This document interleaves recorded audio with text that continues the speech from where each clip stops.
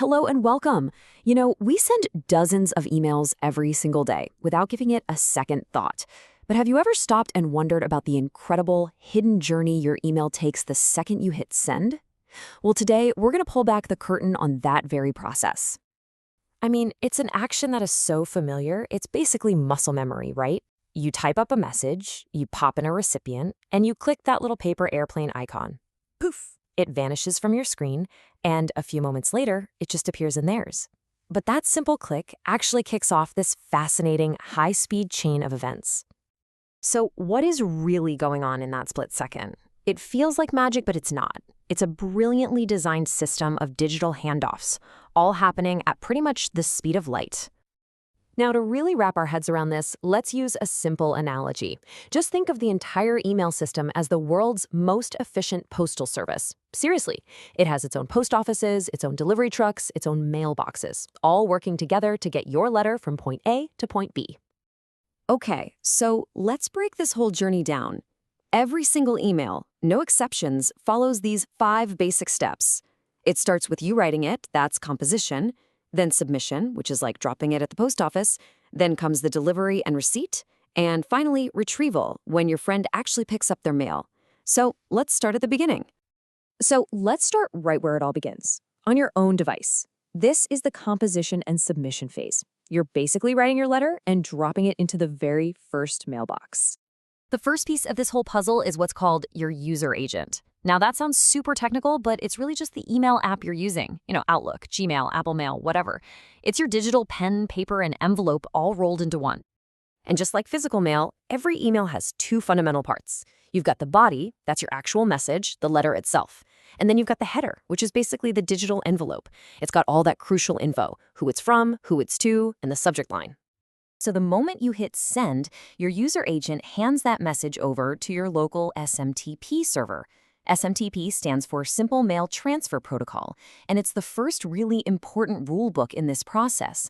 Think of it as the friendly postal worker at your local post office who takes your letter and officially puts it into the mail system. And just like that, the email has left your computer. It's officially in transit.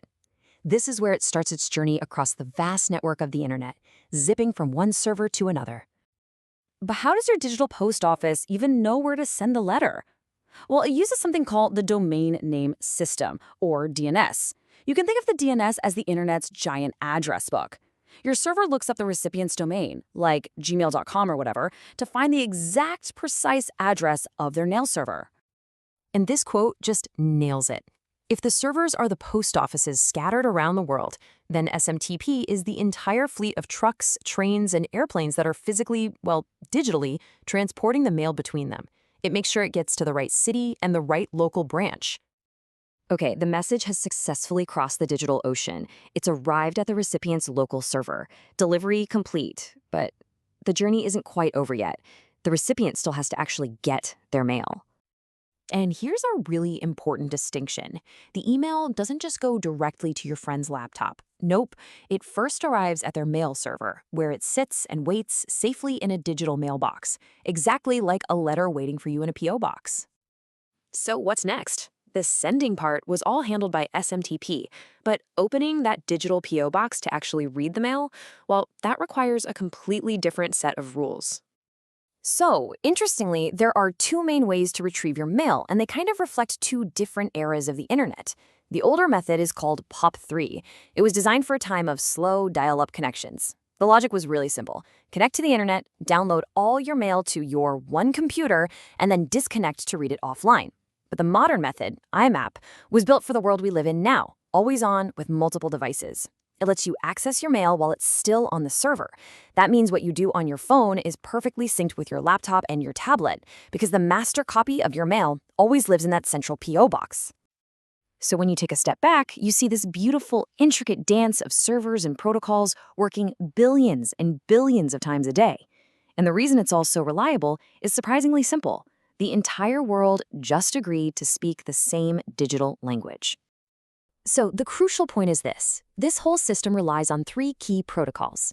SMTP is the mail carrier. It's responsible for sending. Then you've got POP3 and IMAP, which are the 2 different ways you can get your mail from that P.O. box. You can either take it all home at once, or you can sync it everywhere. This right here is the secret sauce. It doesn't matter if you're using Outlook on a Windows PC and you're emailing someone using Apple Mail on an iPhone, because both of those systems have agreed to follow the same fundamental rules. The message gets through flawlessly. It's just an amazing testament to the power of shared standards. And that really leaves us with a final thought. The basic architecture of email is decades old. I mean, it's ancient in internet time. The fact that it's still the absolute backbone of our digital communication today is truly remarkable. So what does its incredible longevity and reliability tell us about the enduring power of designing simple, open, and universal rules for the systems that we all depend on?